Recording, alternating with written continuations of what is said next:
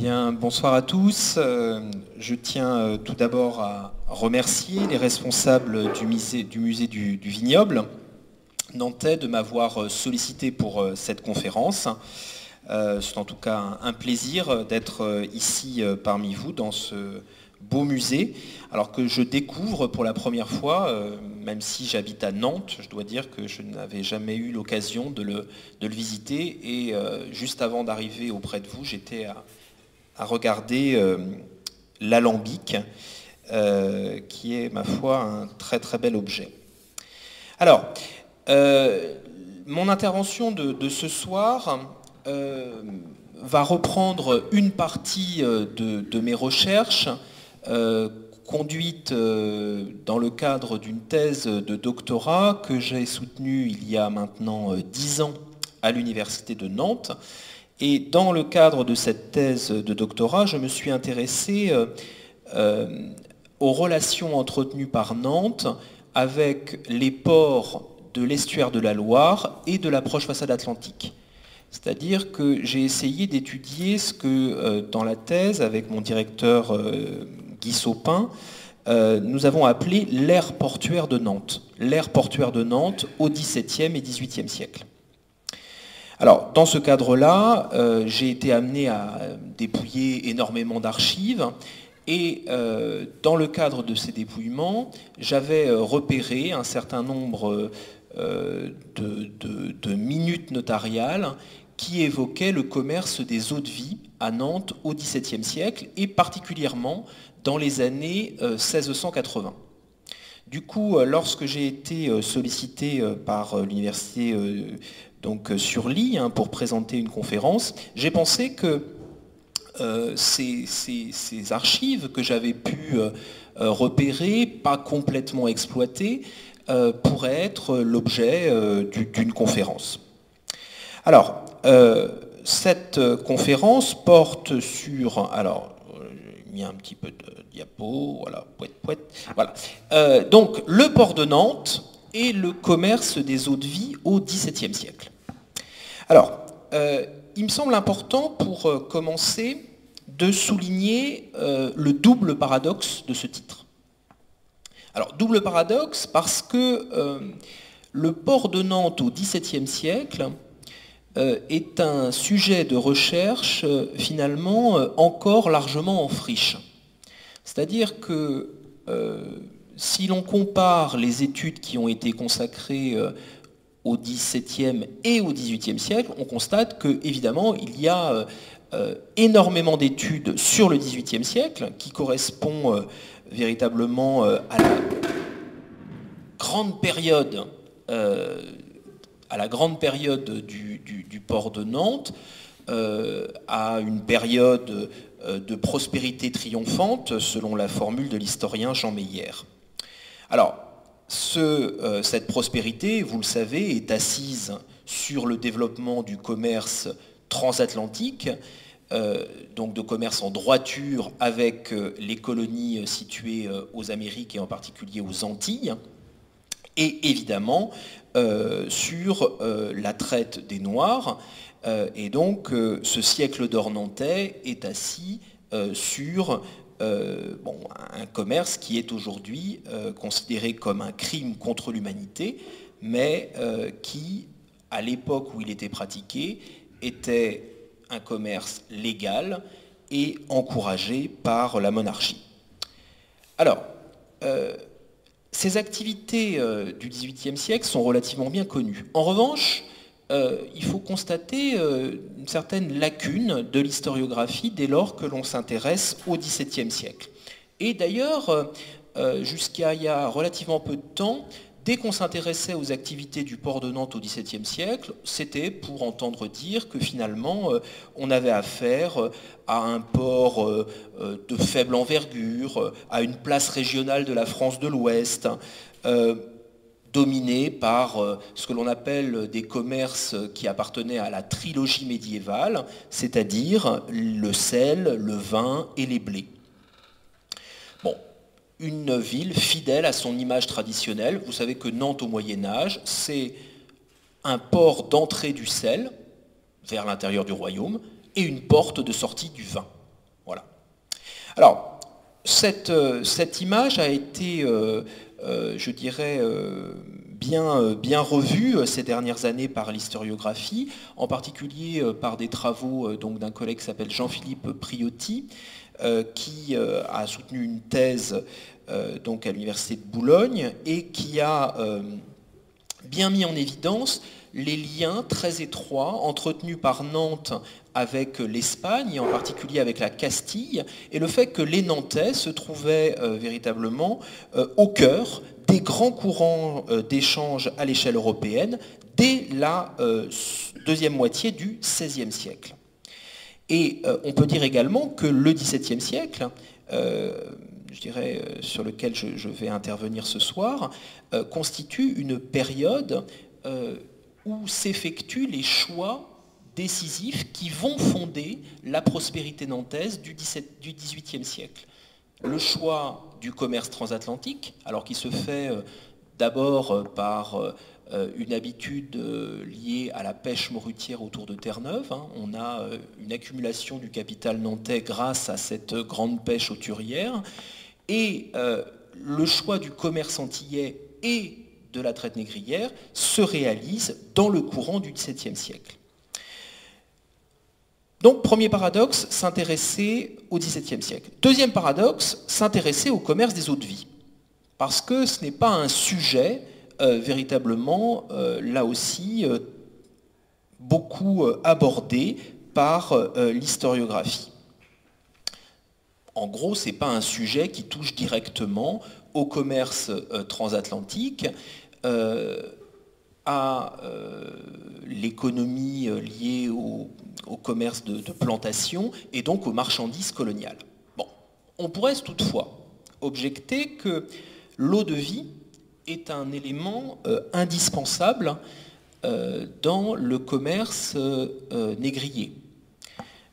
Ainsi, aucun navire négrier ne part, je dirais, à la côte d'Afrique sans un chargement suffisant d'eau-de-vie. Pourquoi ? Parce que l'eau-de-vie est indispensable pour le paiement des coutumes et des présents. C'est-à-dire ces coutumes, ces présents qui vont être nécessaires pour engager les négociations commerciales avec les intermédiaires africains. Dans son ouvrage daté de 1805 et intitulé « Voyage à la côte de Guinée », Pierre Labarthe est formel, je le cite, « On ne vient à bout de rien à la côte d'Afrique sans donner de l'eau-de-vie ». Alors, étudier le commerce des eaux-de-vie à Nantes au XVIIe siècle revient à recentrer le cadre géographique de l'étude au continent européen.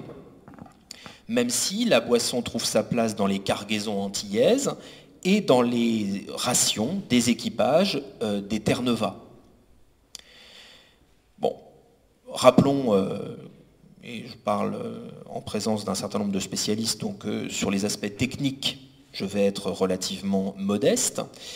Donc, rappelons que l'eau-de-vie est obtenue par distillation d'un liquide faiblement alcoolisé, produit à partir de vin, de fruits ou de grains. Donc, la distillation, c'est l'opération qui permet de faire évaporer l'alcool, puis de le condenser afin d'augmenter la proportion d'alcool dans le produit final. Alors, ce processus nécessite l'utilisation d'un alambic. C'est la raison pour laquelle je voulais voir s'il y avait un alambic dans le musée. Et alors évidemment, les alambics du XVIIe siècle ne sont pas, je dirais, aussi modernes que celui que l'on peut admirer dans la pièce d'à côté. Bon, je vous en montre ici un exemple. Alors, issu d'une planche de l'encyclopédie de Diderot et d'Alembert. Donc on est dans la deuxième moitié du XVIIIe siècle. Mais bon, concrètement, voilà à quoi pouvait ressembler ce type d'alambic utilisé. Alors évidemment, on peut imaginer évidemment des alambics beaucoup plus modestes. Bon, parce qu'on va voir que le nombre d'alambics qui se développent à Nantes et dans la région nantaise est tout à fait considérable. Alors, À l'origine du développement de la fabrication des eaux-de-vie, on a une technique qui est celle dite de la double distillation. Alors, qui est introduite en France à une date difficile à déterminer, vraisemblablement au XVIe siècle, mais les premières, je dirais, mentions dans les sources remontent au tout début du XVIIe siècle. Alors, cette technique dite de la double distillation est importée en France par ceux que l'on qualifie, pour faire vite, de Hollandais, hein, mais qui en réalité appartiennent à un ensemble plus vaste que l'on appelle les Provinces-Unies.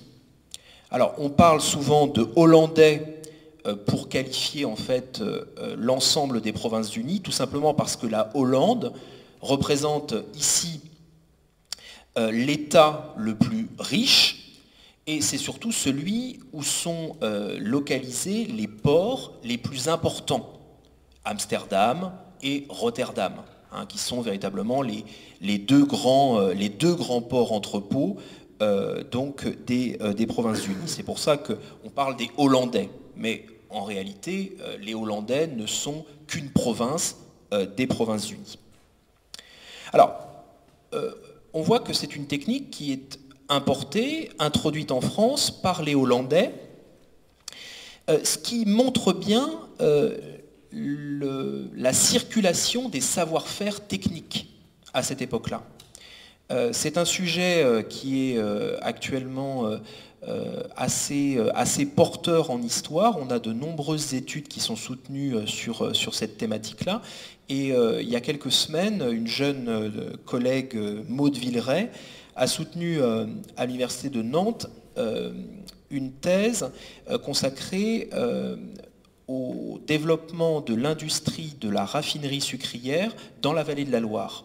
Et cette technique et une partie des techniques liées au raffinement du sucre viennent aussi de Hollande. Viennent aussi de Hollande, donc on est dans une chronologie un peu plus tardive, mais on voit bien là encore une circulation des savoir-faire techniques. Alors évidemment, la question que tout le monde se pose dans cette salle, c'est de savoir d'où venaient les eaux-de-vie nantaises. Ou plus exactement, avec quel liquide étaient fabriquées les eaux-de-vie nantaises du XVIIe siècle. Alors, il est évidemment très difficile de répondre à cette question pour l'ensemble de la production. Pour préparer cette conférence, j'ai eu l'occasion d'utiliser un dossier d'actes notariés du XVIIe siècle qui m'a été confié par Jacques Rouziou, qui est un grand connaisseur des archives nantaises, et je tiens à le remercier devant vous pour sa gentillesse. Et il m'a confié un dossier où il est question de vente d'alambics. Et il est tout à fait intéressant de regarder à qui ou à qui vend-on ou qui vend ce type d'alambic. Alors, bon, je vais prendre devant vous 3 exemples. Alors, devant un notaire qui s'appelle Beru à Nantes, donc en 1653, on a un certain Guillaume Pouponneau, qui est un marchand qui demeure au faubourg de la Guilloterie de la ville du Lorot-Bottereau. Il vend à Étienne Guyot, qui est aussi marchand, demeurant au faubourg du Marchix à Nantes, paroisse de Saint-Similien. Faubourg du Marchix, c'est ce qui correspond en gros à l'actuelle rue de Richebourg. Hein, on est du côté de la gare, hein, vous voyez, la gare nord de Nantes. Et donc il vend une chaudière de cuivre propre à faire de l'eau-de-vie, bonne, loyale et marchande, garnie de sa tête et alambic, de grandeur d'une barrique avec son petit seau. Un deuxième exemple, en 1670, devant le notaire de la Lande, alors non, c'est pas cet exemple-là que je voulais prendre. Donc en 1676, devant le notaire Pirly, René Grolier, qui est marchand et maître poilier à la Sauzet, Nantes, paroisse de Sainte-Croix, vend à Michel Guibert et Pierre Guillet, marchands métayers de la Prétière, paroisse de Montbert. Il leur vend une chaudière tenant barrique de petite eau avec son chapeau et alambic, le tout de cuivre rouge, de la pesanteur de 29 livres. Enfin, un troisième exemple, 1677, Pierre Coiffard, marchand tonnelier, pour lui et pour Anne Couteau, sa femme, demeurant au bourg de la Chapelle-Lin, confesse de voir à Pierre Turpin, marchand demeurant à Nantes, paroisse de Sainte-Croix, 170 livres tournois pour vente et livraison d'une chaudière, chapeau et alambic, le tout de cuivre rouge. Alors, on pourrait multiplier les exemples.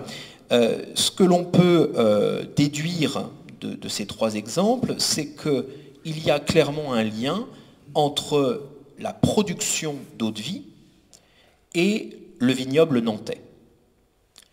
Nous savons par ailleurs que les Hollandais ont encouragé les habitants de la région nantaise à transformer les vins trop faibles ou de mauvaise conservation en eau-de-vie au cours du XVIIe siècle.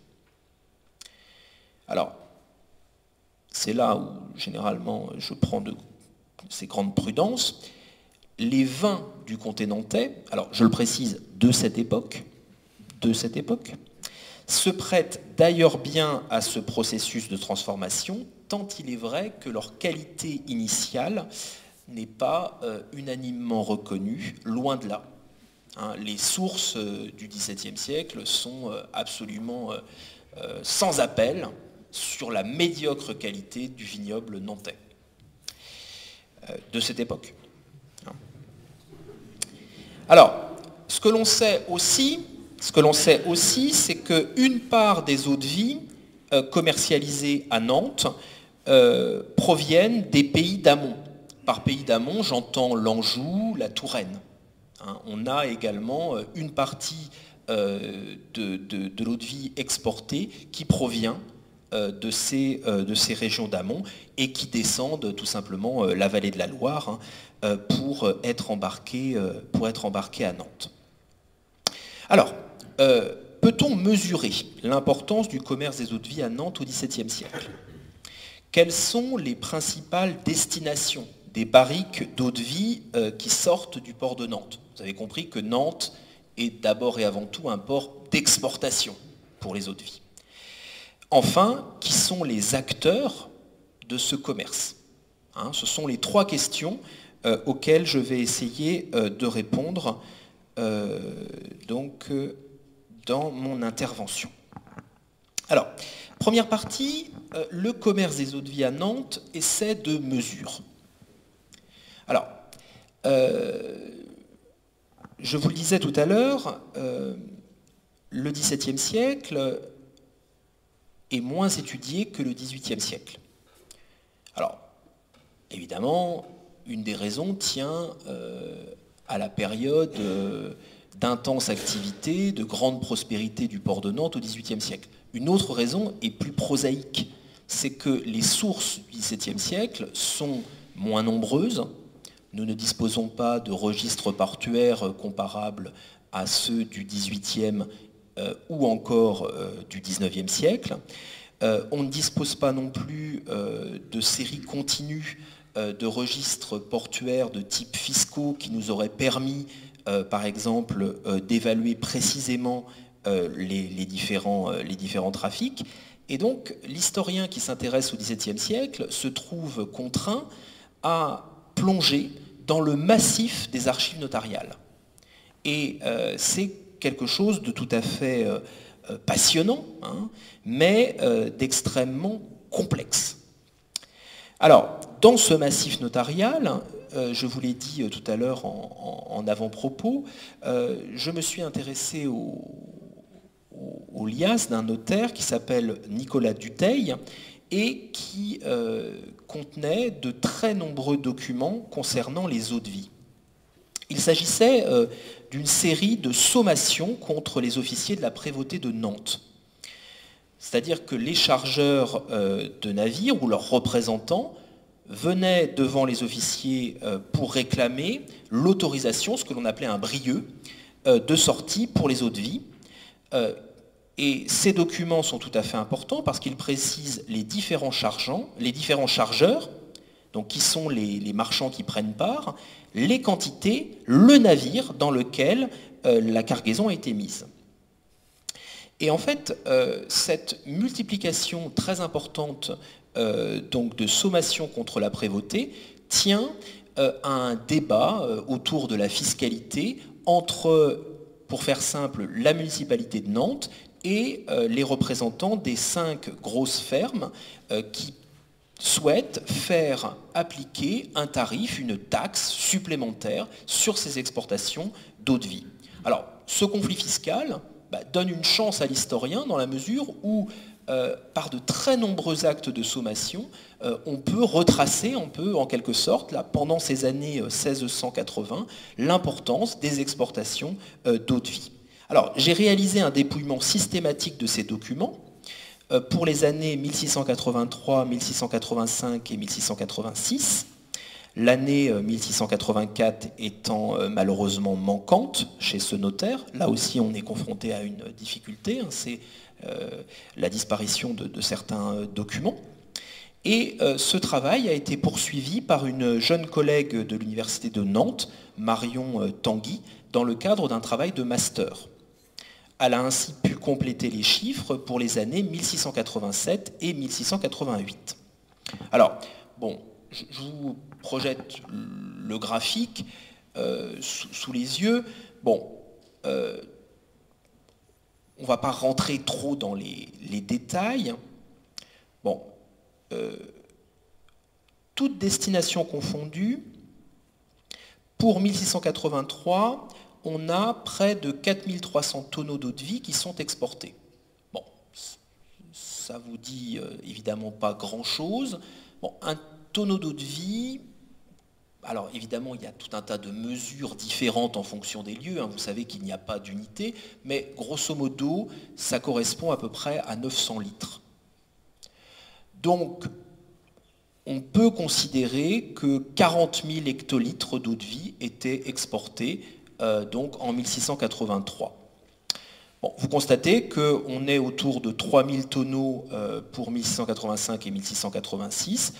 On a un pic au-dessus de 5000 tonneaux en 1687 et 1188, on redescend en deçà des 3000 tonneaux. Alors, que doit-on déduire de cela? Bon, déjà, une prudence par rapport aux chiffres et sur leur exhaustivité. Tout historien qui s'intéresse à des données sur une période ancienne doit évidemment avoir une prudence méthodologique par rapport à cela. Ensuite, l'autre aspect, c'est le caractère quelque part assez fluctuant des exportations, en fonction évidemment de la production. On peut mettre ces chiffres en perspective sur l'ensemble du XVIIe siècle, grâce notamment à un registre, donc une source fiscale de la ville de Nantes qui est conservée pour l'année 1631 et qui a été exploitée par un historien qui s'appelle Jean Tanguy. Et Jean Tanguy, donc en exploitant cette source fiscale de 1631, a montré qu'à ce moment-là, les exportations d'eau de vie de Nantes représentaient quelque chose comme 1140 tonneaux. Donc, en se fondant sur cette année, certes isolée, mais de 1631, on voit un fort développement du commerce des eaux de vie entre la première et la deuxième moitié du XVIIe siècle. D'ailleurs, en parallèle, on peut dire que le XVIIe siècle est marqué par l'arrivée de très nombreux alambics en provenance du nord de l'Europe. Et pour la seule année 1631, Jean Tanguy note l'arrivée de 251 alambics en provenance de Hollande. Donc c'est vous montrer la manière dont on cherche, alors évidemment pas des alambics aussi développés et aussi importants que celui que l'on peut voir dans le musée, mais bon, ça montre un petit peu le développement impulsé de l'extérieur de cette transformation des vins. À la fin du XVIIe siècle, l'intendant de la Généralité de Bretagne, donc Béchamel de Nointel, écrit dans un rapport que, je le cite, « Année commune, il sort de Nantes la quantité de 7000 pipes d'eau de vie, ce qui correspond à 3500 tonneaux. » Donc on voit que l'on est proche des données que l'on a pu collecter pour une petite dizaine d'années auparavant, Alors, ce qui tendrait à prouver l'idée d'un maintien du commerce des eaux de vie à Nantes, malgré la révocation de l'édit de Nantes, et ça on aura l'occasion d'y revenir un petit peu, et ensuite de montrer la bonne représentativité du corpus documentaire qui a été mobilisé.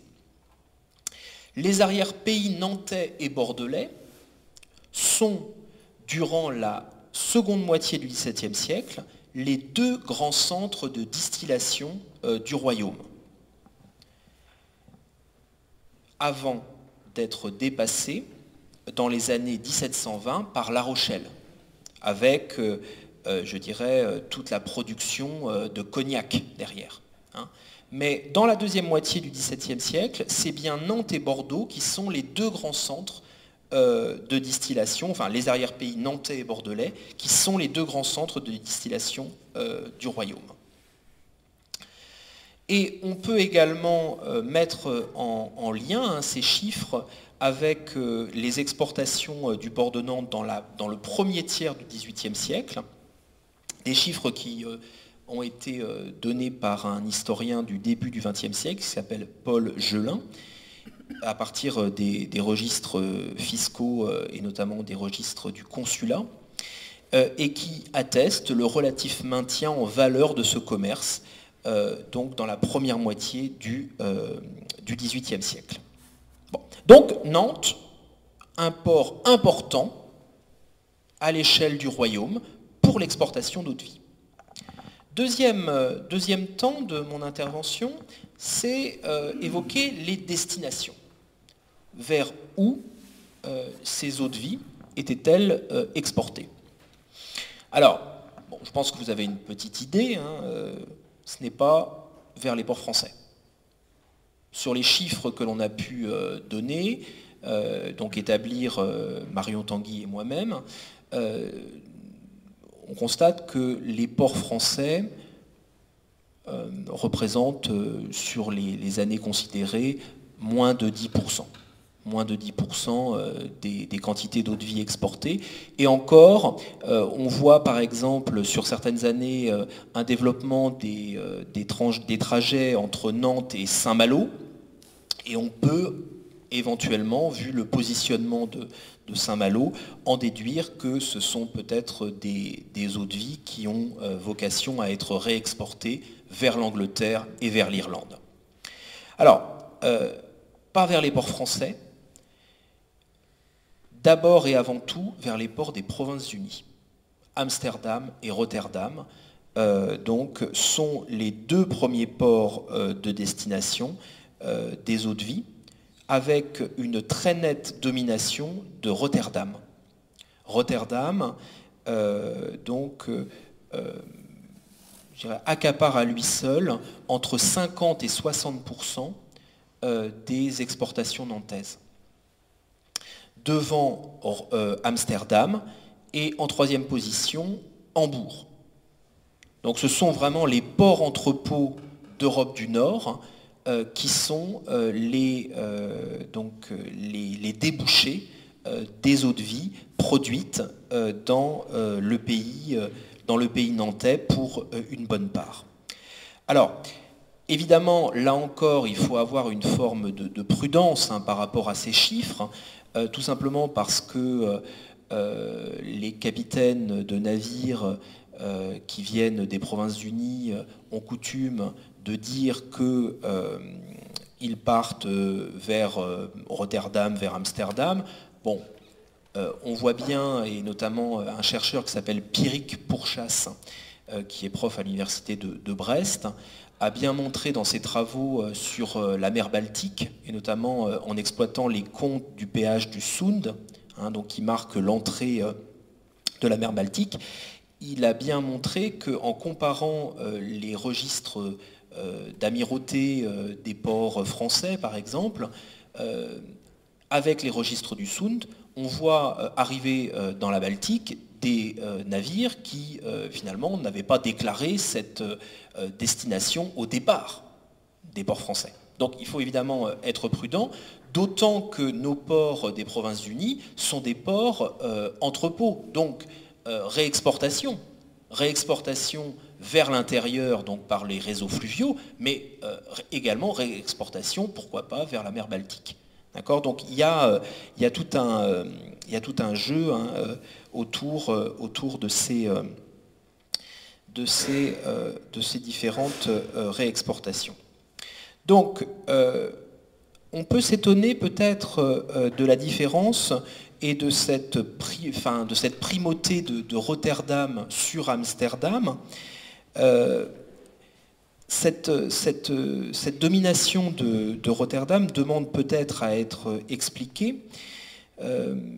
J'ai eu l'occasion d'échanger avec une chercheuse qui s'appelle Anne Wegener-Schleswig et elle n'est pas étonnée, elle a beaucoup travaillé sur les archives du XVIIe siècle de ces deux ports, d'Amsterdam et de Rotterdam, et finalement, elle considère que Nantes occupait une place importante dans les importations à Rotterdam, contrairement à Amsterdam. Mais elle explique que les réseaux commerciaux de Rotterdam, les réseaux commerciaux des marchands de Rotterdam étaient vraisemblablement mieux implantés du côté de Nantes, avec notamment la présence de marchands qui avaient des liens avec les communautés marchandes de Rotterdam, et finalement une moindre présence de marchands et de réseaux commerciaux en lien avec Amsterdam. On peut là aussi comparer ces chiffres avec ce que nous avons pu mettre en évidence pour la première moitié du XVIIIe siècle. Et là encore, hein, on s'inscrit dans une assez grande continuité avec la domination donc, des ports hollandais. Ces derniers arrivent largement en tête, devant la Flandre impériale, l'Angleterre, le Nord, l'Allemagne, la Prusse. Donc on voit bien que ces eaux de vie hein, sont essentiellement destinées à être réexportées, consommées au sein de l'Europe du Nord. Plus on avance dans le XVIIIe siècle, plus on voit les ports de la Baltique prendre le pas hein, sur les ports donc, des Provinces-Unies. Alors, bon, j'avais prévu d'autres développements, mais voilà, pour les idées claires sur cette deuxième partie. Troisième partie sur les acteurs du commerce des eaux de vie. Alors, je vous le disais, hein, la chance que l'on a grâce à ces archives notariales de sommation contre la prévôté, c'est que l'on arrive à retracer assez précisément qui étaient les chargeurs. Alors, là encore, je ne vais pas, vous n'allez pas être surpris du résultat, hein. Le commerce des eaux de vie est largement dominé par des marchands d'origine étrangère. En 1714, un mémoire des marchands de Nantes résume bien la situation. Je le cite. « Les étrangers font à Nantes beaucoup plus de navigation, de commerce et de mouvement pour leur compte que n'en font les sujets du roi. Ils y ont des commissionnaires de leur nation qui font leurs affaires et rien ne leur échappe. » Alors, on va y revenir un petit peu, mais cette idée finalement d'un commerce vers le nord de l'Europe qui est verrouillé par les marchands natifs, hein, donc par les marchands hollandais pour faire vite, est quelque chose que l'on rencontre dans de très nombreux écrits des XVIe, XVIIe et XVIIIe siècles. Bon, on pourrait là aussi discuter de l'argument, puisque dans le même temps, au XVIIe siècle, se met en place un commerce qui est un commerce donc vers les îles de l'Amérique, du port de Nantes, hein, et ce commerce va être encadré par un principe qui s'appelle le principe de l'exclusif, qui est mis en place sous le ministériat de Jean-Baptiste Colbert en 1670. Ça veut dire que par ce régime de l'exclusif, pour commercer avec les colonies françaises, il faut être français et partir d'un port français. C'est ce qu'on appelle l'exclusif colonial. Alors, évidemment, ça c'est la théorie. Dans la pratique, on va contourner largement. Il y aura de l'interlope, il y aura de la fraude, comme partout. Bon. Mais, très concrètement, le principe, il est celui-ci. Bon. Pourquoi ? Parce qu'on est à une époque où l'on fonctionne en fonction de régimes que l'on appelle des régimes mercantilistes, protectionnistes. Et donc, nos Nantais qui se plaignent de ne pas pouvoir accéder à l'Europe du Nord, ne laissent pas les Hollandais accéder au commerce des îles de l'Amérique. Bon, donc, je dirais qu'entre guillemets, si vous me passez l'expression, c'est de bonne guerre. Mais cela dit, quand on regarde la liste des principaux chargeurs, on voit un certain nombre d'acteurs qui appartiennent à une importante communauté, qui est la communauté hollandaise de la place de Nantes. Alors, malgré des lettres de naturalité qui sont accordées à certains individus, ce groupe des marchands hollandais vit replié sur lui-même. Alors, pour deux raisons principales. D'une part, sa spécificité religieuse, et d'autre part, un fort sentiment, je dirais, xénophobe de la part des Français de souche, d'un point de vue commercial. C'est-à-dire que le Hollandais, c'est celui, pour le Nantais, le Hollandais, c'est celui qui va s'attirer toutes les bonnes affaires et qui va les récupérer pour son compte. Donc on a une hostilité très nette. Bon, sur le point de vue religieux, je rappelle simplement que Nantes est une ville très catholique, encore marquée au XVIIe siècle par l'épisode de la Ligue.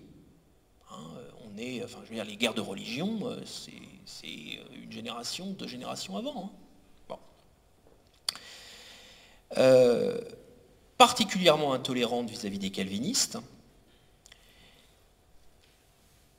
Et on voit bien que dans la première moitié du XVIIe siècle, les Nantais réagissent de manière très hostile à l'implantation de communautés étrangères. On a même ce qu'on appelle des émotions populaires, des émotions xénophobes, qui traduisent, notamment dans les années 1630, des réflexes d'hostilité, des réflexes protectionnistes.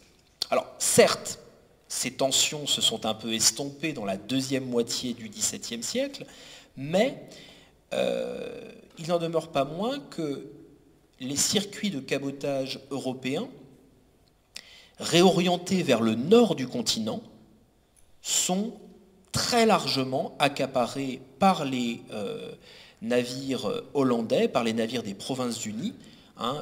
Les Provinces-Unies sont à leur apogée. Le XVIIe siècle, c'est vraiment l'apogée des Provinces-Unies. Alors je vous le disais, cette communauté hollandaise, elle vit également repliée sur elle-même. On l'observe dans la ville de manière géographique. Ce sont des familles qui sont plutôt installées sur ce qu'on appelle les ponts de Nantes, donc la ligne de pont de Nantes, qui va donc jusqu'à Pirmil, paroisse de Saint-Sébastien à l'époque. On voit bien qu'il y a une communauté qui est un peu excentrée par rapport à la fosse de Nantes, donc le quai de la fosse d'aujourd'hui, qui correspond vraiment à la grande paroisse marchande. Vous savez que le cœur marchand de la cité nantaise au XVIIe siècle, c'est l'actuelle place du commerce, qui était la place à l'époque du port au vin. C'est là où était installée donc la Bourse des Marchands, donc l'actuelle Fnac. Bourse des Marchands qui n'est pas celle du XVIIe siècle, évidemment, mais la Bourse des Marchands, qui a été reconstruite après, mais qui est construite vers 1640, à partir de 1640, à l'actuelle place où se situe la Fnac. Donc une ségrégation spatiale, mais en même temps certains historiens ont bien montré aussi que ce regroupement des Hollandais autour des ponts de Nantes, donc à proximité du fleuve, donc on voit aussi un intérêt commercial à cette localisation. Cette localisation des Hollandais autour des ponts de Nantes est, semble-t-il, en bonne partie également le reflet de leur volonté. Un auteur du début du XXe siècle, qui s'appelle Jules Mathorez, a montré que les Hollandais étaient habitués à se réunir pour leurs affaires et qu'ils refusaient de s'assembler à la bourse de commerce. Et ils vont s'assembler à un autre endroit qui porte encore aujourd'hui à Nantes le nom de place de la Petite Hollande. Donc pour bien montrer cette idée de repli communautaire. Alors, si je vous donne quelques noms de ces principaux chargeurs d'eau-de-vie, vous constatez immanquablement que nous avons affaire à des marchands donc d'origine hollandaise, flamande, hambourgeoise. Bon. Ce sont des marchands qui vont former des compagnies, des sociétés commerciales. Alors, ces sociétés commerciales, comme la plupart des sociétés commerciales de l'époque moderne, sont avant tout organisées autour de sociétés familiales.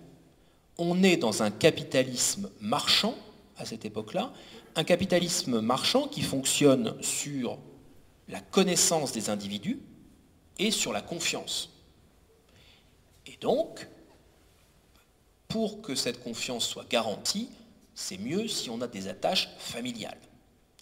Donc, ce qui est également intéressant à observer, c'est que, en fait, tous ces principaux chargeurs d'eau-de-vie sont liés. J'ai eu l'occasion de consacrer un article pour un colloque il y a quelques années sur Pierre Van Herzl, le deuxième de ma liste. C'est un marchand qui apparaît comme un des anciens. Les quelques restes que nous avons du temple protestant qui était installé donc forcément en dehors de Nantes, les protestants n'avaient pas le droit de pratiquer le culte à l'intérieur de la ville, donc le temple protestant était installé à Sucé-sur-Erdre. Et nous avons quelques archives de ce temple protestant, et Pierre Van Herzl nous est présenté comme un ancien de la communauté, donc quand même quelqu'un qui avait une certaine reconnaissance. Donc ce personnage est natif d'Hambourg, il est naturalisé, et ce qui est intéressant, c'est que, bon, il a plusieurs enfants, et il marie deux de ses filles. Alors, la première avec Timon van Schoonhoven, donc vous voyez le nom qui se situe en dessous, et la deuxième avec un certain Daniel Van Hamel, qui vient d'arriver de Leyde, mais la mère du gendre de notre Pierre Van Herzl s'appelle Van Vickersloot.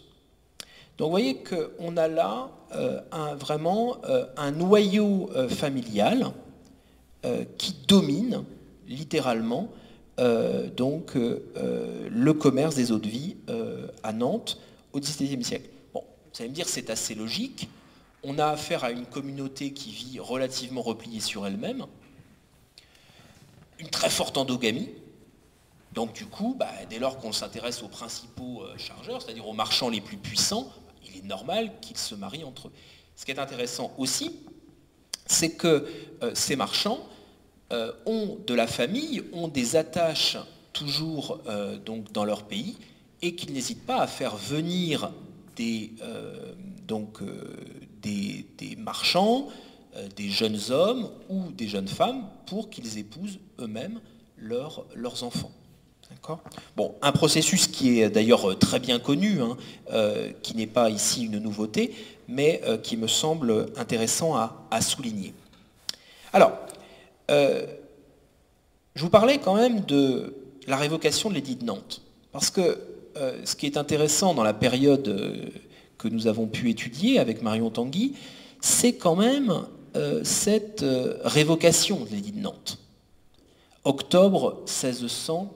85. Par l'édit de Fontainebleau, vous le savez sans doute, Louis XIV met fin à une situation qui était jugée à l'époque comme une situation anormale, c'est la coexistence au sein d'un même État de deux religions.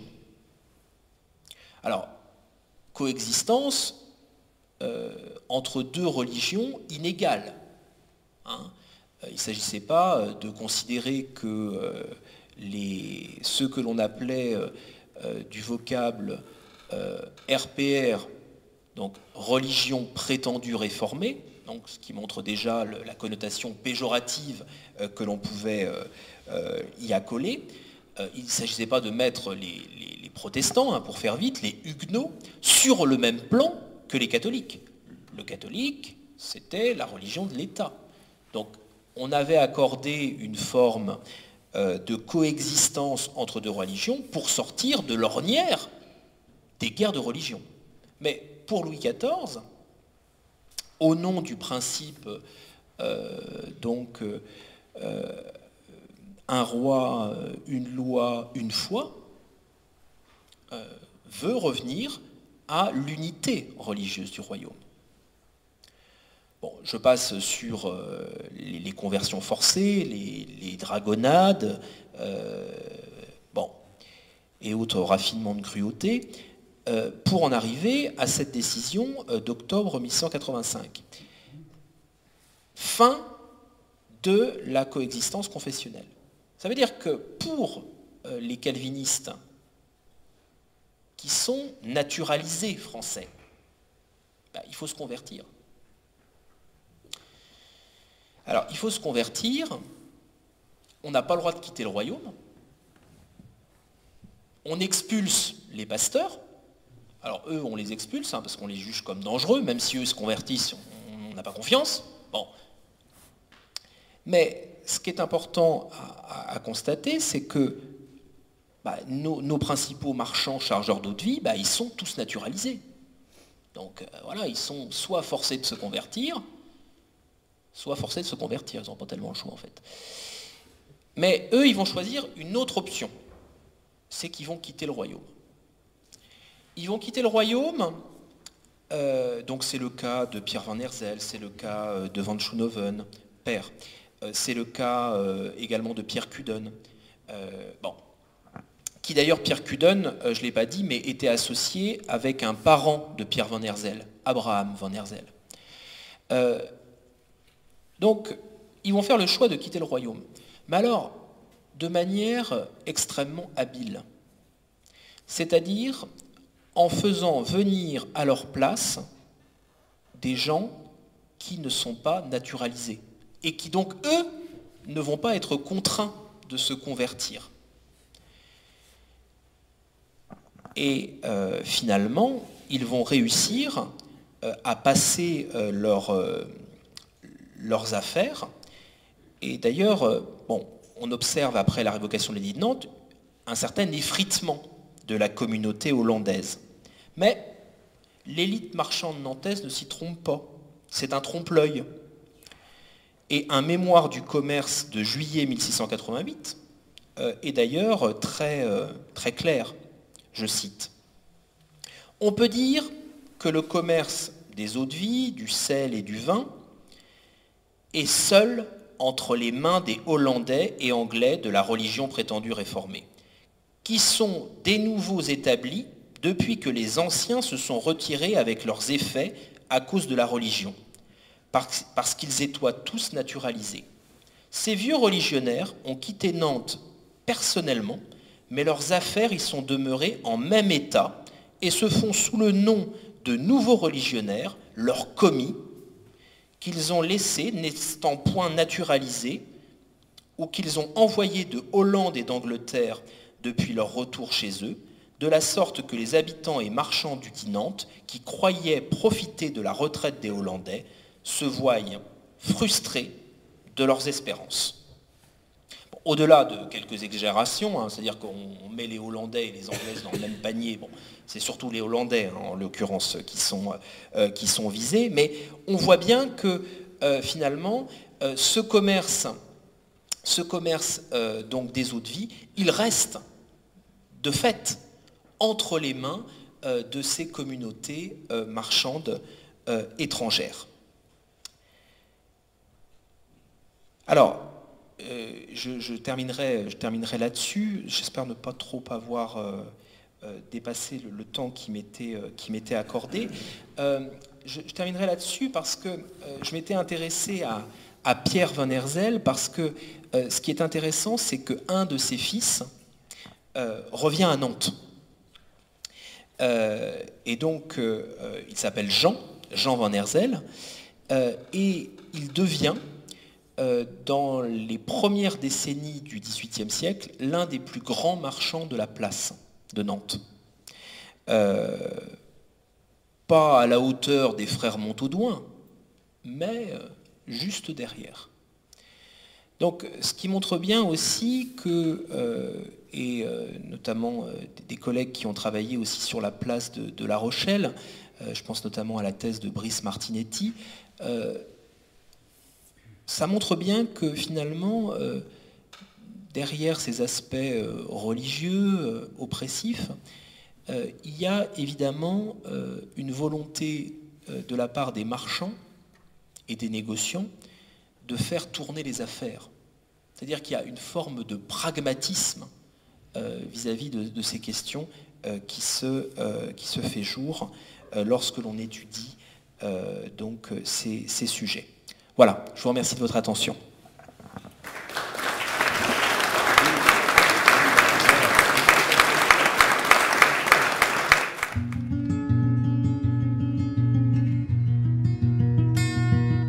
Deux questions de détail. Dans votre discours, vous avez parlé de tonneaux de 900 litres. Je suis très surpris, parce que ça devait être des tonneaux de grand volume à charger sur des bateaux. Alors je ne sais pas si vous êtes trompé ou pas, mais je suis très surpris. Et puis autrement, dans le musée, vous avez parlé beaucoup des marchands hollandais. Et à propos du transport du vin, je me souviens quand on avait monté le musée, ça fait des années, on avait écrit ou affiché que le transport du vin s'était beaucoup développé grâce aux Hollandais, aux marchands hollandais qui vimaient le vin. Alors je ne sais si vous pouvez nous expliquer, j'ai jamais pu comprendre ce que voulait dire le mot vimer le vin.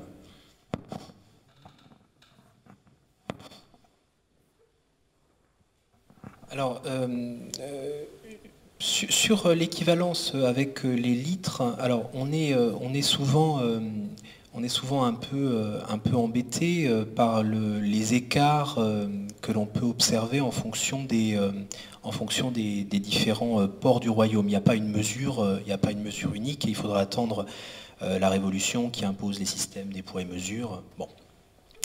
Mais un tonneau, si vous voulez, l'équivalent d'un tonneau de jauge lorsqu'on fait une négociation commerciale, le tonneau nantais équivaut à 914 litres, je crois. C'était ensuite, c'est-à-dire qu'on achetait par exemple un tonneau de vin, mais il ne nous était pas livré d'un bloc. Voilà, donc du coup, il était réparti dans plusieurs barriques ou dans ce qu'on appelait des pipes. Donc il y avait les pipes qui étaient déjà la moitié d'une barrique, enfin d'un tonneau, excusez-moi, enfin voilà. Donc, alors, j'avoue mon ignorance sur le terme de vimer. Je ne sais pas à quoi ça correspond. Peut-être que quelqu'un, monsieur ? Le vinage consiste à rajouter de l'alcool au vin. Il faut savoir qu'une partie des eaux de vie qui étaient produites dans le vignoble nantais au XVIIe et XVIIIe siècle servait à viner des vins, et majoritairement des vins qui venaient d'amont, c'est-à-dire d'Anjou et de Touraine. Donc, l'opération consistait à acheter des vins, majoritairement des vins doux, en Anjou, en Touraine, à rajouter de l'eau de vie qui, elle, était produite à Nantes, et ces boissons-là, entre autres, qui étaient consommées dans les pays du Nord. Pas uniquement, consommées aussi de l'eau de vie à l'état pur. Une remarque qui vient de mon expérience professionnelle, à savoir que Rotterdam est quand même le premier port de l'Allemagne, et encore aujourd'hui évidemment, et déjà certainement à l'époque. Et donc on peut se poser la question de savoir si les eaux de vie qui arrivaient à Rotterdam ne revenaient pas sur l'Allemagne. la navigation fluviale, il est clair que ça irriguait une partie de l'intérieur du pays. On a également la possibilité d'embours. Mais ce que je pense, c'est que Rotterdam n'est qu'une étape, c'est-à-dire qu'une partie repart via le fleuve vers l'intérieur et une partie peut être réexpédiée vers d'autres ports de l'Europe du Nord. C'est-à-dire que je pense que c'est une première étape, on dirait aujourd'hui c'est un hub, c'est-à-dire c'est un nœud vers lequel ensuite on va pouvoir redispatcher la marchandise. Je voulais savoir si dans vos recherches, dans les archives que vous avez consultées, vous avez trouvé mention des cépages qui étaient utilisés à l'époque dans le vignoble nantais. Oui, ce sont des mentions qui peuvent apparaître dans certains contrats notariés, notamment. Alors, malheureusement, je ne pourrais pas vous répondre comme ça de but en blanc, mais je pourrais re-regarder dans mes dépouillements et puis vous communiquer, vous me laisserez votre carte. Alors, je ne dis pas que je vous ferai ça tout de suite, mais voilà, dans quelques temps, je regarderai ça. Il me semble que c'est une mention qui peut apparaître, pas systématiquement, mais qui peut apparaître. Oui, quelques précisions, mais dans les textes plus anciens, on parle effectivement de la folle blanche et du colombard, qui sont apparus avant le muscadet d'aujourd'hui. Bon, quelques précisions tout à l'heure là, sur le vinage. Les Hollandais avaient trouvé la solution pour bien conserver le vin, c'est effectivement de mettre de l'eau de vie, quitte arriver à destination à remettre de l'eau. Et s'ils ont aussi bien fait marcher le commerce, c'est qu'ils possédaient au XVIIe siècle, à une certaine période, 80% de la flotte maritime européenne. Ça a toujours été de bons commerciaux, même aujourd'hui. Du temps de Colbert, tout ce qui touchait l'eau-de-vie était très réglementé, je crois. Et il y avait la communauté des brandeviniers qui donc faisait la distillation, la commercialisation, etc. Tout était uniquement pour les brandeviniers. Et ça se passait généralement de père en fils. Toute autre personne, en principe, n'avait pas droit. Alors, comme les Hollandais et autres étrangers, est-ce qu'ils étaient au même, astreints au même statut ? Vous avez tout à fait raison, mais il me semble que le principe de nos marchands là, hollandais, ils ne s'intéressent pas tellement à la distillation. C'est-à-dire que eux, ce qui les intéresse, c'est que ce sont des marchands, si vous voulez, du haut de l'échelle, et donc eux, éventuellement, fournir des alambics, et dans les archives notariales, on voit bien que ces alambics sont assez largement distribués, vendus, revendus, etc., donc au sein du vignoble. Mais après, eux, ce qui les intéresse, c'est de récupérer la cargaison, si vous voulez. C'est pas tellement de descendre jusqu'au processus de fabrication, si vous voulez. Je pense que ça, ils laissent ça assez bien aux marchands, aux vignerons. Moi, j'ai été assez frappé aussi de voir beaucoup de laboureurs disposer d'un alambic. Donc, sont des gens qui vraisemblablement avaient une terre à cultiver, sans doute un peu de vigne, mais n'étaient pas forcément des marchands, n'étaient pas forcément des tonneliers, des vignerons, et pouvaient comme ça s'occuper un peu de leur production. Alors évidemment, vous doutez bien que la difficulté à laquelle on est confronté, c'est que ceux qui ont laissé des archives sont plutôt des gens qui appartenaient au haut de la marchandise, quoi. C'est-à-dire que tout ce processus finalement de fabrication, de drainage ensuite de ces eaux de vie vers le port de Nantes, ça reste quand même assez peu renseigné par les documents. C'est-à-dire on n'arrive pas à bien voir finalement entre notre paysan ou notre vigneron de la Chapelle-Lin qui produisait son eau de vie, voilà. Et pour arriver à un chargement considérable de plusieurs centaines de tonneaux, comment est-ce qu'on y arrive à ça, quoi? C'est ça, et ça, malheureusement, les archives sont trop lacunaires pour permettre ça. Est-ce que les eaux de vie étaient le seul produit du vignoble exporté, ou est-ce qu'il y avait malgré tout des vins du pays nantais qui étaient exportés? Puisque à l'époque, je crois quand même qu'il y avait quand même beaucoup de négociants anglais et hollandais qui venaient enlever du vin à Bordeaux, où ils avaient commencé à soufrer le vin en empruntant une technique qu'utilisaient déjà les Allemands dans la vallée du Rhin. Et donc je voulais savoir si c'était des vins de tellement mauvaise qualité qu'effectivement on ne prenait pas le soin de les exporter, ou qu'il n'y avait pas de marché à l'export pour ces vins-là, et qu'ils étaient donc systématiquement transformés en eau de vie pour être exportés. Vous posez une question tout à fait intéressante.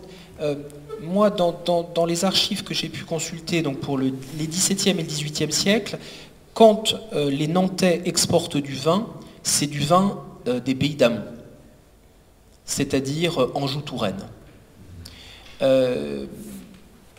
Les mentions que j'ai pu retrouver dans les documents d'exportation de vin du comté nantais sont vraiment marginales. Alors, ça ne veut pas dire qu'on transformait le tout en eau de vie, il ne faut quand même pas mésestimer qu'il fallait étancher la soif des populations. Et évidemment, il était, il était moins risqué à l'époque de boire du vin que de boire un verre d'eau, notamment en ville. À la campagne, c'était effectivement un peu différent, mais la ville de Nantes, qui connaît un très fort développement démographique au XVIIIe siècle, on parle du doublement de la population, on passe de 40 000 à 80 000 habitants au XVIIIe siècle. Bon, évidemment, voilà, bon, il fallait alimenter les cabaretiers, les buvettes, etc., et les populations. Oui, sur ce problème de la qualité du vin, je crois que les chiffres disponibles, j'ai en tête les travaux que vous avez évoqués de Marion Tanguy, c'est très clair. Les vins qui quittaient le port de Nantes étaient des vins qui venaient d'Anjou de Touraine. Nantes produisait des eaux de vie pour une raison au moins fiscale, c'est que la douane d'Ingrande, qui était la douane, le poste de douane entre l'Anjou et la Bretagne, taxait évidemment plus fortement les eaux de vie que les vins. Donc les Hollandais, qui avaient un sens aigu du commerce, avaient intérêt à acheter de l'eau de vie à Nantes et du vin en Anjou et en Touraine, là où on savait le faire en plus.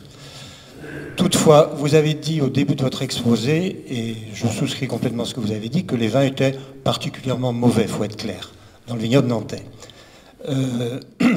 La question se pose quand même de savoir si ces vins étaient médiocres, et parce qu'ils étaient médiocres, on les distillait, ou c'est le problème de l'œuf et de la poule, est-ce que, parce qu'on sait que pour avoir de bonnes eaux de vie, il faut avoir, allez, on va dire de mauvais vins, pour simplifier le débat. Donc, pour obtenir de bonnes eaux de vie, il fallait avoir des petits vins au minimum, des vins de faible degré et des vins acides, pour pouvoir développer les esters qui allaient apporter à l'eau de vie les arômes. Donc, la question n'est pas très claire, et on a dit ça également du vignoble de Cognac. On a dit oui, on faisait de l'eau de vie à Cognac parce que le vin était tellement mauvais qu'on ne pouvait pas en faire autre chose.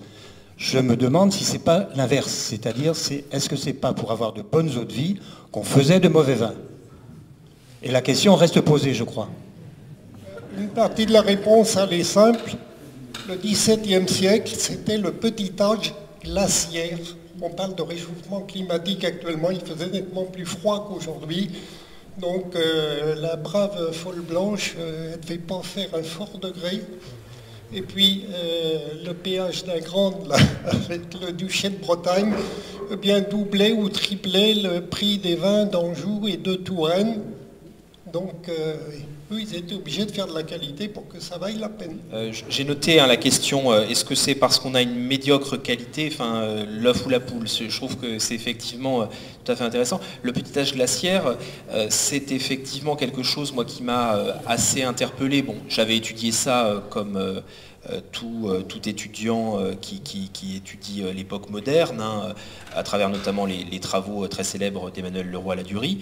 Mais il est frappant de voir, par exemple, que la Loire gèle systématiquement, ou pratiquement systématiquement, au XVIIe et XVIIIe siècle. Et quand je dis que la Loire gèle, elle gèle parfois plusieurs semaines. Bon, alors je suis pas très âgé, mais la dernière fois que la Loire a véritablement gelé, alors j'avais un hiver de 1986-87, voilà, 95. Donc vous voyez qu'on est dans un phénomène qui est nettement plus rare. Voilà. Hein. Je vais répéter la question. Pour les personnes à l'arrière, donc c'était par quel moyen cette eau de vie était transportée? Alors, donc, les eaux de vie, comme tous les pondéreux, enfin tous les pondéreux au sens large, sont voiturés par eau. Pour une raison très très simple, c'est que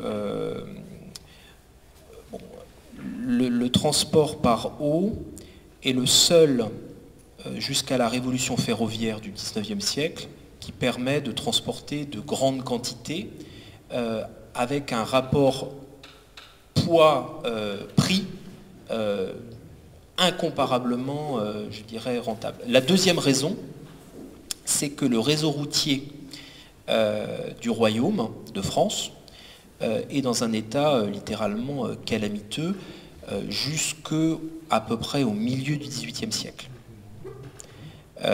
Bon. Cela dit, il ne faut pas non plus imaginer que tout se passait pour notamment cet épisode-là du drainage de nos eaux de vie qui venaient du vignoble et tout ça. Bon, il y avait bien une partie qui devait passer par charrette, par la route. Mais dès lors que l'on atteint, si vous voulez, des quantités assez importantes, on passe par la voie fluviale. La première, est-ce que la distillation était très décentralisée dans les exploitations, ou est-ce qu'il y avait des entrepreneurs qui se spécialisaient pour la distillation? Alors ça, c'est la première question. Et la deuxième qui va avec, c'est si c'était très décentralisé dans les exploitations, comment se fait-il qu'on ne trouve pas de reste de ces alambics, quoi. Enfin, il n'y en a pas dans le musée, bien sûr, mais on n'en a jamais vu, jamais entendu parler de ces alambics qui apparemment venaient de Hollande. Hein. Alors, merci pour vos questions. Effectivement, j'ai le sentiment que la distillation était quand même relativement décentralisée. On n'a pas la mise en place de ce que l'on observe pour le sucre à pareille époque, c'est-à-dire la mise en place de raffineries, de grandes raffineries ou de relativement grandes raffineries, notamment dans le quartier de Richebourg, à Nantes. On ne voit pas, sauf erreur de ma part, l'équivalent pour les eaux de vie. Donc je pense qu'on avait plutôt un processus qui était assez décentralisé. Quant à savoir, on est quand même 3 siècles après, et donc du coup, ces alambics, 250 alambics qui sont arrivés en 1631, je pense qu'on n'imagine pas, je pense que c'était des choses de taille modeste, d'une part. En plus, donc des choses qui étaient cuivrées. Comment ont-elles pu résister au temps? N'ont-elles pas été réutilisées après pour autre chose?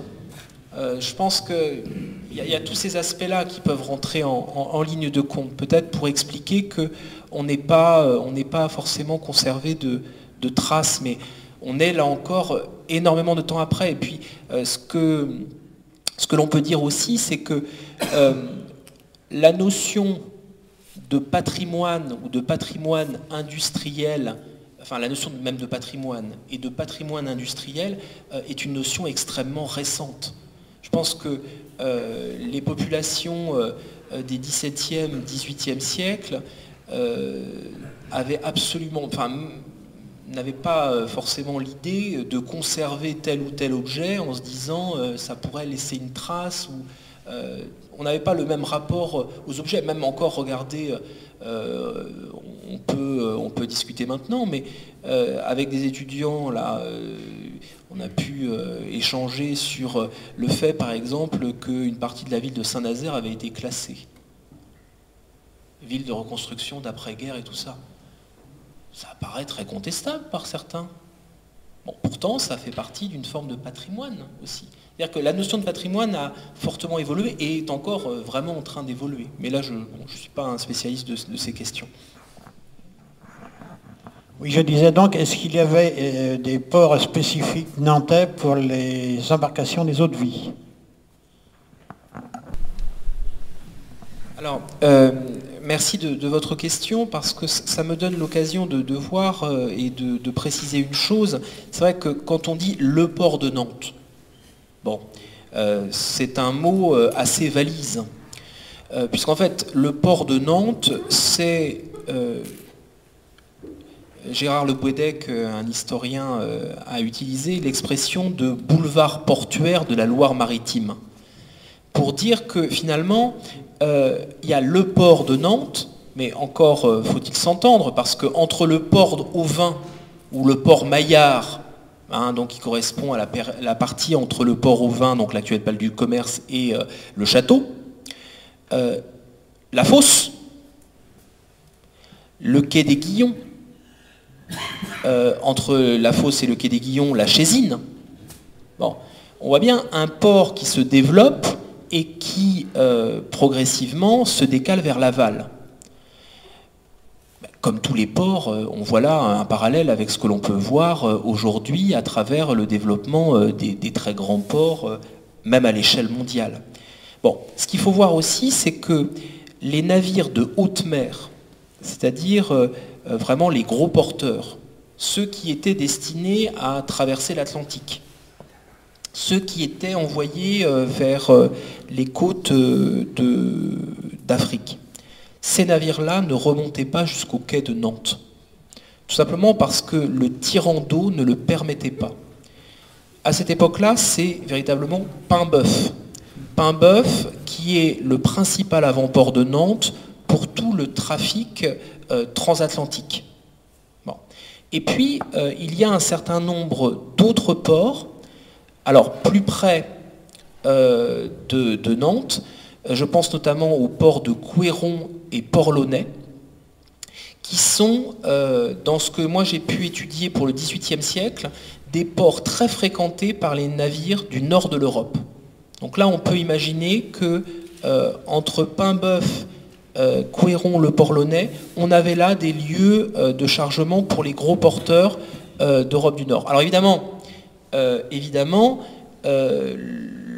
transport ou le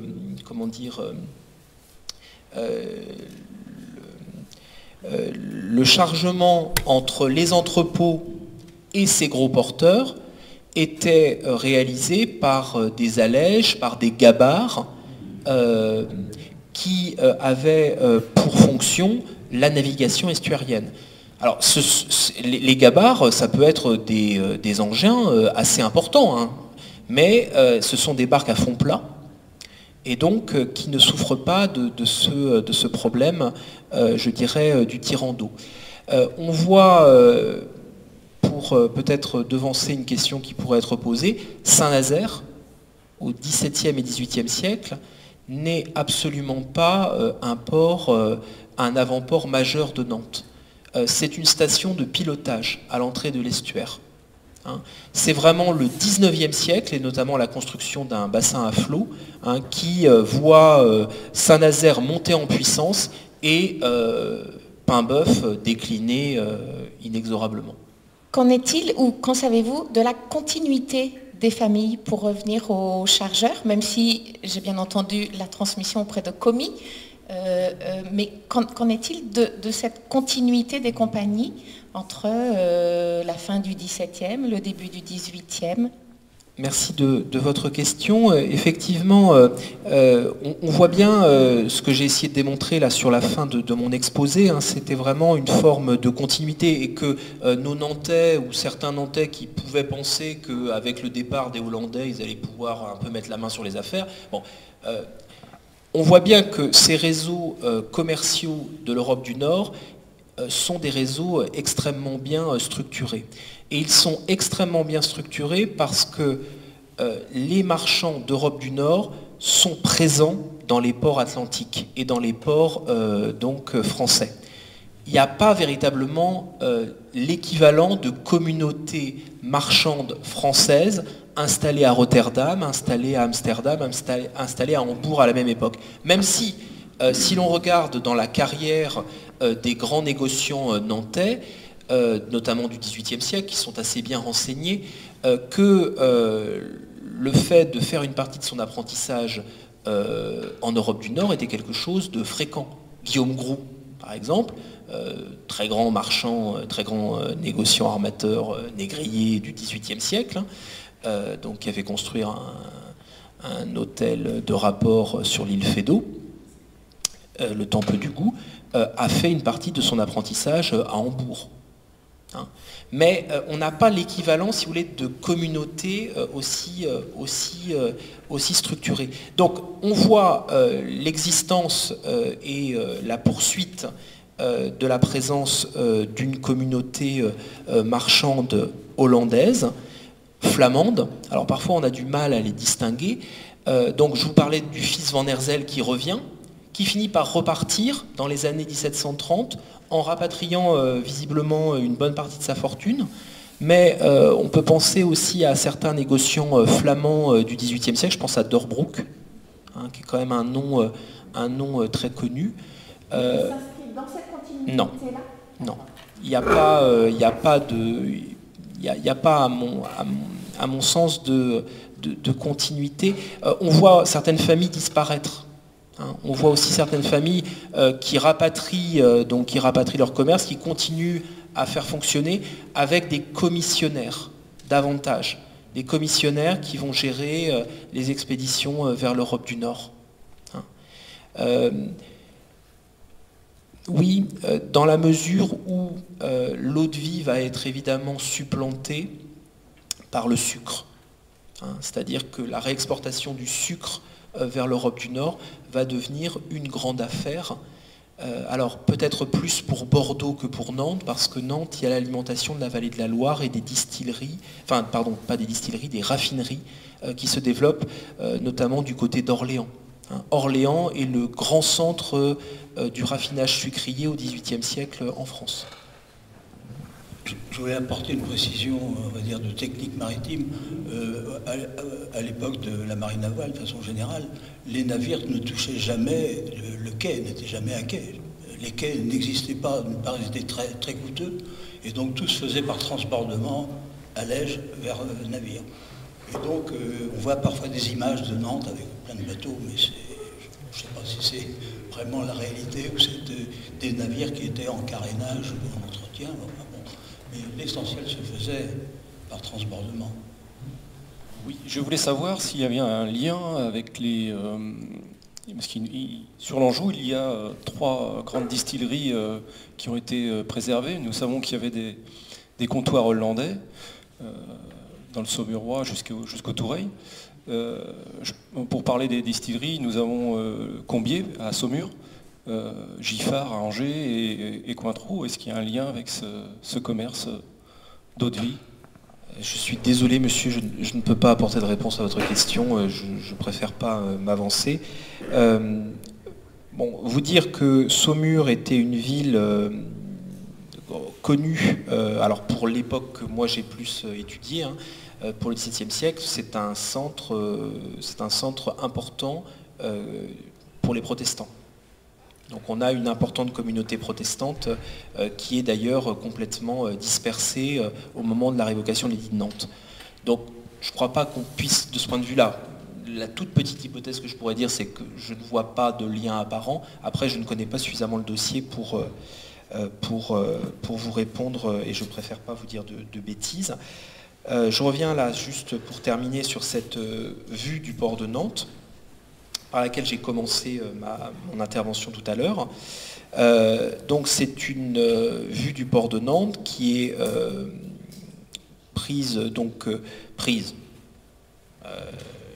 dessinée donc à la demande du roi. On est au début du règne de Louis XVI. Nous sommes en 1776, donc Louis XVI règne depuis 1774. Ce sont les dessins d'Ozanne. Et on voit donc la physionomie du port de Nantes. Alors, on n'a pas de très gros porteurs sur cette représentation. Et ce que l'on voit à gauche ici, ce sont des chantiers de construction. Et on voit là aussi toute une tradition nantaise de construction, y compris jusqu'au début des années 1980. Avec les chantiers du Bijon. Ce que l'on voit là ici, c'est, et je terminerai là-dessus, l'île Feydeau. L'île Feydeau qui à l'époque était une île avant les comblements de la Loire qui interviennent dans les années 1920-1930.